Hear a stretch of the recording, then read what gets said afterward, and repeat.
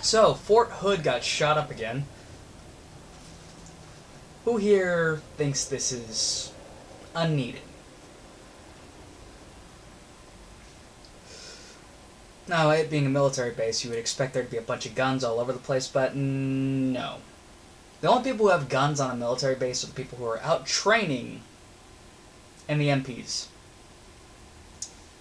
Every military base that I can think of has a little training area where they go out and they do their fun little stuff.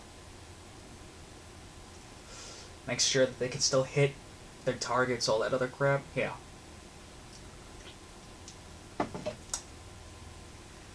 Now, also, like I said before, it's a giant no-gun zone. It's a government facility. If you want to get a gun, what you do, if you buy a gun, you need to bring it to the armory, and you have to say when you're going to have the damn thing back and all that other happy crap. That shit.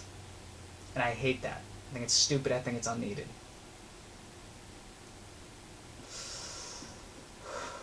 It didn't stop this psychopath from going on a shooting rampage.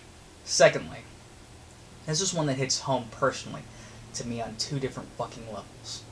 The fact that the guy had PTSD. My brother, whenever he came back after going out to Afghanistan, whenever he didn't have a woman with him, I'd hear him grumbling in his sleep. And I knew exactly what that was. He never told me any of the things that happened to him when he was out in the field. Never. All I know is that he had one guy in his platoon die. One guy. But still. Too much for me to accept. And we have a whole bunch of guys coming home with PTSD. Another thing? There was a guy who lived with me for a while. A guy by the name of Jameson Reed. He almost lost his arm because of PT. And then he came home with PTSD. What does the government do? They hand him some fucking meds and say, go, have fun. Almost lost his arm. What happened to him? He wound up going on a psycho trip with an AK and shot his best friend's father twice in the chest, once in the head. I'm going to leave you a link to the Fox News article on that. I know this person personally. This guy who went on a psycho trip. He lived with me for a little under a year. I know everyone who was involved with that little incident. So this does hit home for me. Why is it that the government is doing nothing about PTSD soldiers? Why? Why? Does anybody remember Chris Kyle? That Navy SEAL who was apparently some kind of badass? Wrote that book? Personally, I don't think too highly of Chris Kyle. But what happened to him? He died because some guy that he was with had a PTSD trip and wound up shooting him. A Marine who was suffering from PTSD. These things are happening more and more. Don't we think that there's a little bit of a problem here? There is. There's an issue with this. And the government's not doing a damn thing about it. What they're trying to do with every time a soldier goes crazy, sweep it under the rug. That's what they do. And you look at these military facilities, the only people who have guns are the MPs and the guys out training.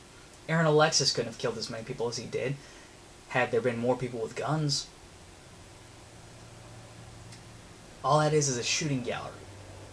Every military base is nothing more than a no-gun zone. It's bullshit. The fact this event even happened is bullshit. And this guy had psychiatric problems. How many soldiers are coming home with this shit, and what does the government do? They sweep it under the rug. So maybe we should invest a little bit more money in treating mental illness rather than sweeping it under the rug. Another thing is that every single time the NRA, I mean, there are things that the NRA does that I don't agree with, but of all the things that I do agree with, if you should buy a gun They want to know, the NRA wants the people on the other end of the line, because every single time you buy a gun, whether it be all Walmart, unless you buy it from a person, in just a regular individual, like if I was to sell my gun to one of my best friends, you always have to fill out paperwork on it. They call somebody up, what happens? They say whether or not it's okay or not for that person to have it. So please, tell me, why is that legislation being blocked? I've heard that it was the liberals who blocked it. Oh, but if someone's crazy, well, if someone's got mental problems, or just some bad past, then, everyone's got problems every now and then. Well, maybe we should make sure that those people don't become a liability. Like what happened at Fort Hood. Because that guy bought his guns legally. And I don't want anyone with mental illnesses at all to have a firearm.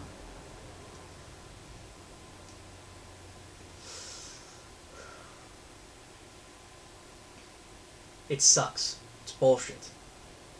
All of this. It should not be happening. And what happens? It always gets swept under the rug. And they always try to place the blame somewhere else. They're probably going to try and blame the gun on this, not the fact that the soldier had PTSD.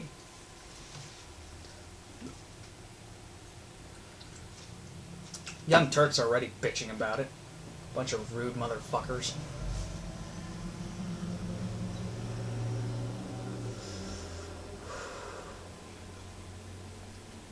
And it just absolutely sickens me.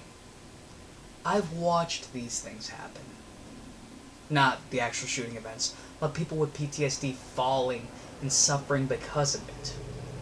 Because the government's not willing to help as much as they should. If you're going to put your life on the line for a government that doesn't even give a shit about you, why the fuck should you even put your life on the line in the first place? What the government's been doing, and those idiots in Congress, in dealing with these soldiers, I think you all need fucking fired. All of you. That being said, I'm done ranting and rambling about this. I'm gonna try and quit smoking, aside from a nice cigar every now and then. But this was just too much for me. Listening to this bullshit all the fucking time. That being said, I'm also working on a new movement of sorts, the Fallout America movement. It's about bringing freedom and equality, real equality, to the United States. Have a nice day, guys.